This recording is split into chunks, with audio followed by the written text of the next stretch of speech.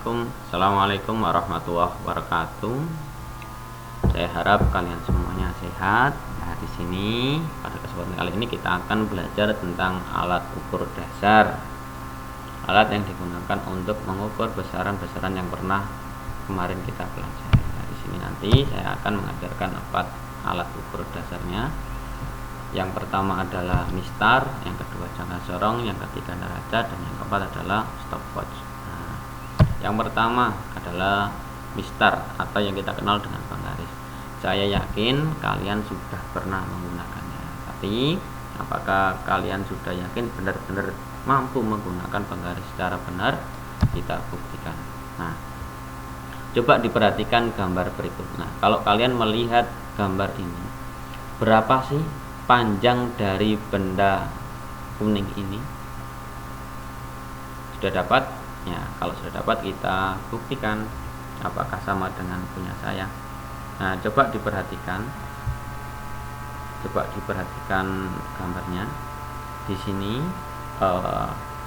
benda kuning ini tidak tepat di angkanya, tapi di 0,1, 0,2, 0,3. Maka di sini kita tuliskan P1 sama dengan 0,3 cm.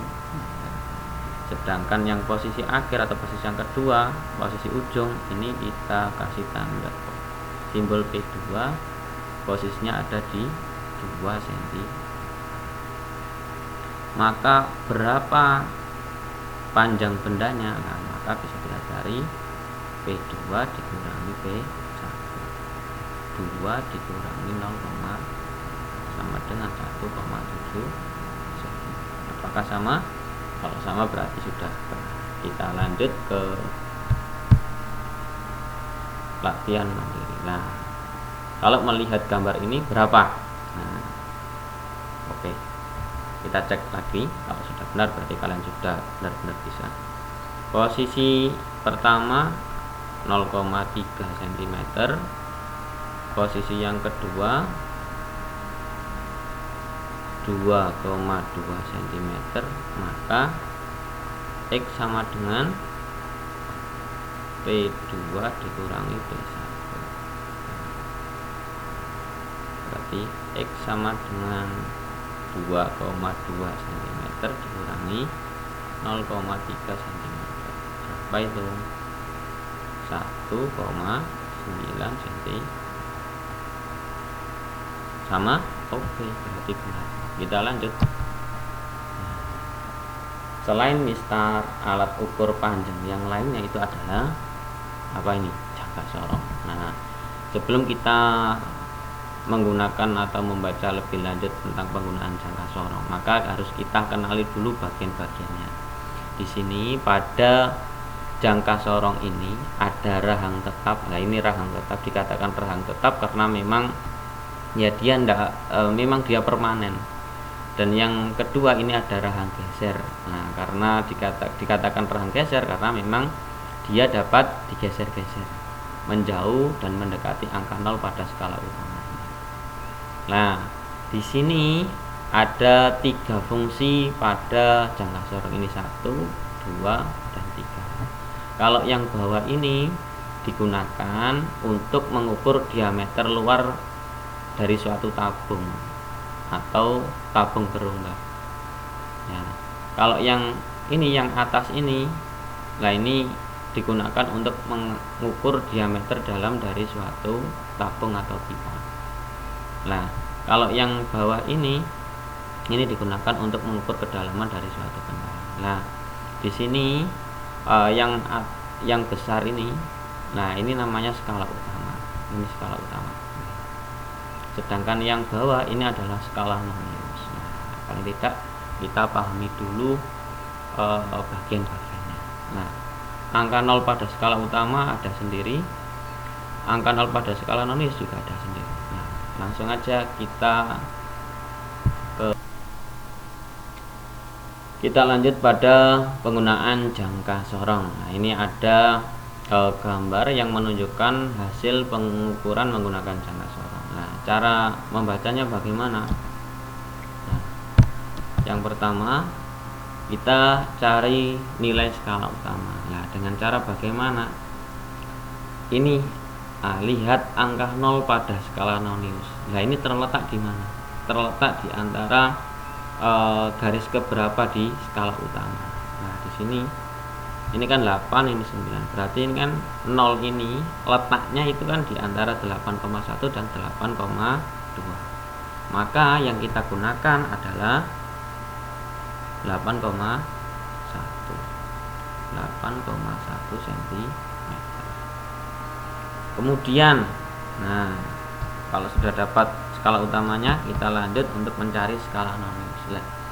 Cara untuk mencari skala nonius itu adalah dengan cara mencari garis yang berimpit.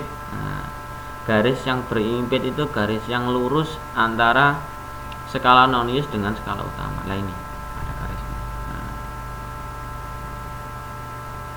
Nah, itu kan berarti garis yang kedua. 1, 2, 3, 4, 5. Berarti garis ke. Maka di sini SN sama dengan 2. Nah, dikali dengan skala terkecil pada jangka sorong. Nah, skala terkecil pada jangka sorong. Nah, kita perhatikan dulu. Skala terkecil pada jangka sorong itu adalah 0,01 cm.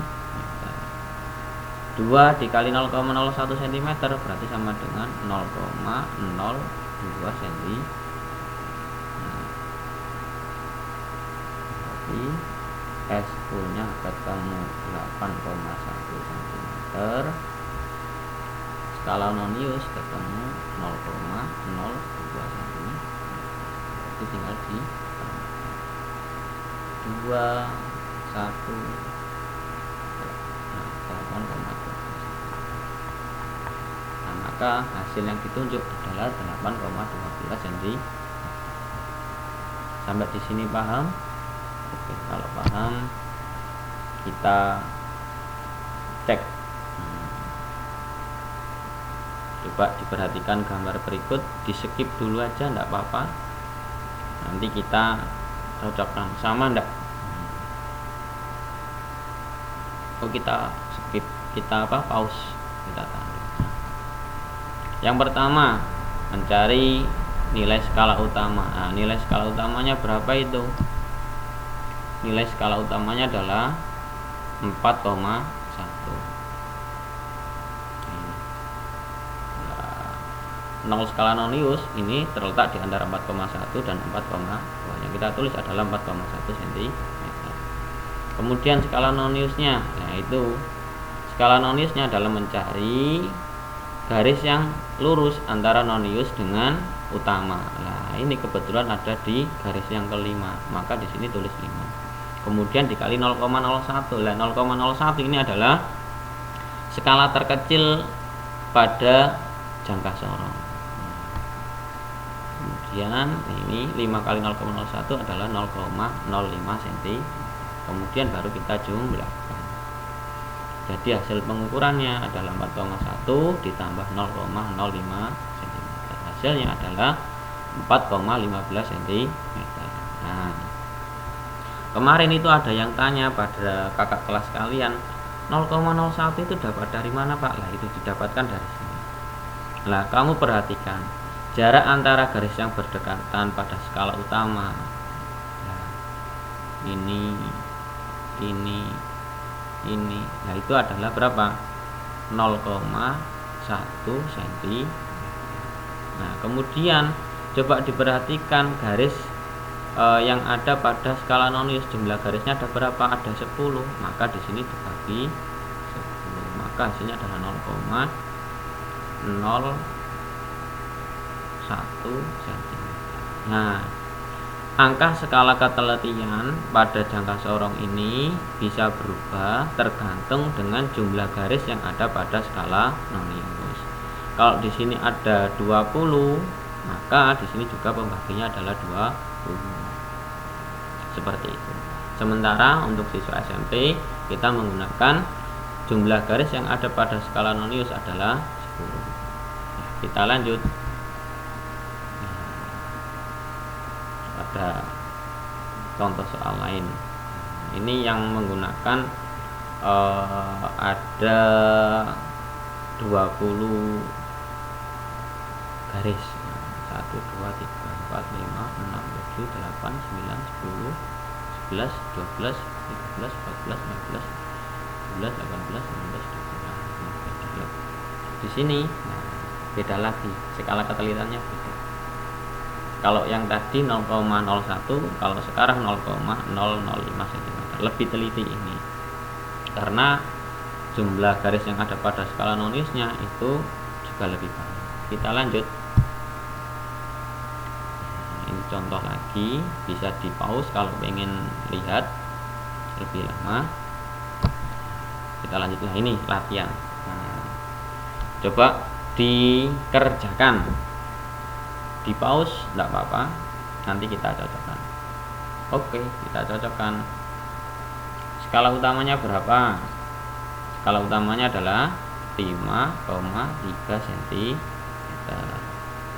Skala noniusnya berapa? Skala noniusnya ini